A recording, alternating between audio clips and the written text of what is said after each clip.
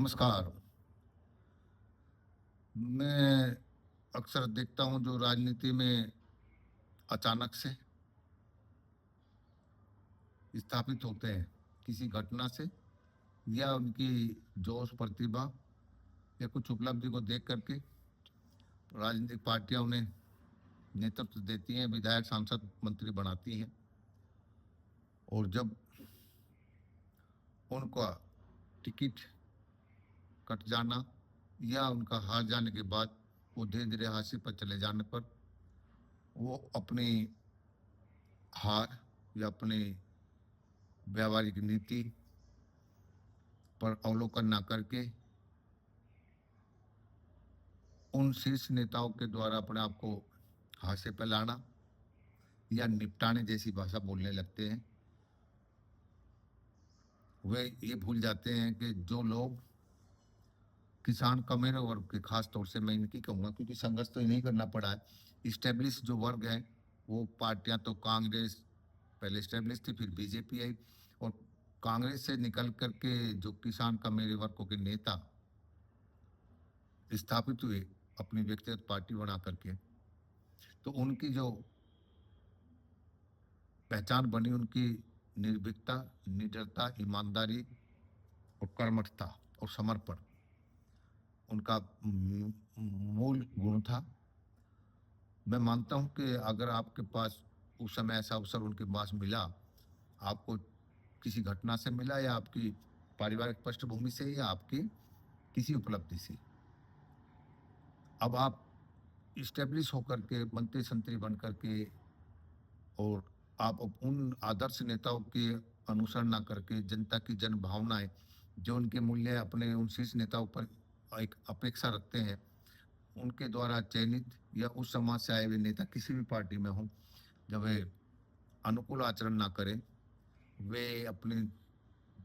अगला चुनाव जीतने के लिए धन संपत्ति जोड़ने के पागलपन में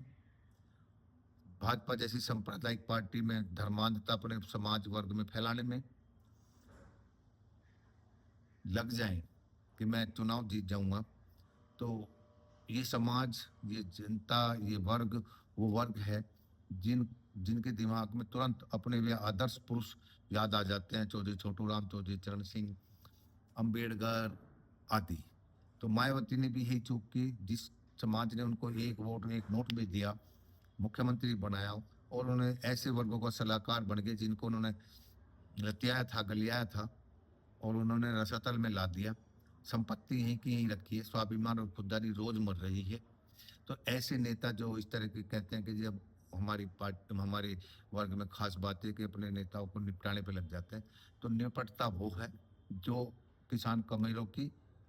बात करके किसान कमेरों के लिए आवाज नहीं उठाता है। इस सरकार ने किसानों के लिए, किसानों की बेटियों के लिए जो विश्व में परचम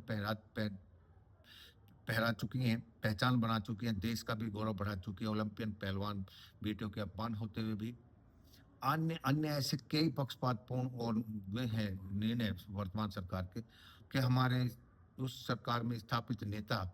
क्यों नहीं कर सके। तो जैसे नायक आज मोदी ऐसे नेहरू थे कभी और नेहरू को चुनौती यानी कि समझिए कांग्रेस से निकले, उनकी गलत नीतियों का विरोध किया चौधरी छोटू राम जी ने भी, चौधरी चरण सिंह जी ने भी, आदि आदि ने भी और वे स्थापित भी हुए, अपना देश के शीर्ष नेतृत्व भी संभाला। तो ऐसा व्यक्तित्व बनने के लिए बड़ा संयम, बड़ा तप, बड़ा त्याग, बड़ा धैर्य चाहिए और दिलों पर राज करना है। तो आपको एक बार स्थापित हो गए कैसे भी इनके परखेड़ करके, तो आपको अब अपने उस जनता से एक नोट वेट वोट जैसी बात करके और उनके स्वाभिमान और खुददारी की पहचान बनने हुए तभी आप एक अच्छे अमर व्यक्तित्व बन सकते हो। अन्यथा जीते जी भी और जाने के बाद भी आलोचना होगी। आज चौधरी चरण सिंह की, चौधरी छोटू राम की या भगत सिंह जैसे, चंद्रशेखर जैसे, अंबेडकर जैसे, ज्योतिबा फूले जैसे व्यक्तित्व को दाएं बाएं से कुछ कह सकते हैं, खुलेआम आलोचना नहीं कर सकते। लोग करके देखे तो सबक सिखा देंगे। तो ऐसा व्यक्तित्व जब तक आप स्थापित नहीं होगा, हमारा ये नेतृत्व इस समय